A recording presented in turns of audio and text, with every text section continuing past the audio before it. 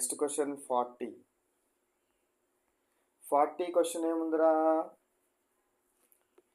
What are the vesicles in relation to the Golgi complex? Golgi సంక్లిష్టానికి సంబంధించి vesicles అంటే ఏమిటి, లేదా వాటి రిలేషన్ ఏంటి? So answer, fluid filled structures that transport substances to or from the Golgi body. So Golgi complex అనేది కణంలో ఒక పోస్ట్ ఆఫీస్ లాంటిది. ఎట్లాంటిది? ఒక పోస్ట్ ఆఫీస్ లాంటిది. కణంలో తయారైన పదార్థాలను ప్యాక్ చేసి కొరియర్ చేయడానికి చిన్న చిన్న ద్రవ సంచులు తయారవుతాయి. ఆ సంచులనే వెసికిల్స్ అంటారు. ఆ సంచులను ఏమంటారు? వెసికిల్స్ అనడం జరుగుతుంది. Fluids filled structures the transport substances to the Golgi or from the Golgi to the body is called as what? Golgi vesicles. Next question, 41 question.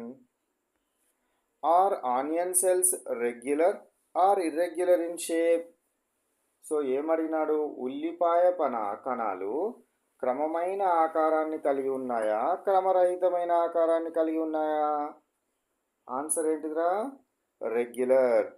That is nearly rectangular shape. క్రమమైన ఆకారం ఉంటుంది వాటికి, regular shape ఉంటుంది. అదేవిధంగా almost అది ఏ షేప్లో ఉంటుంది? దీర్ఘచతురస్రాకారము.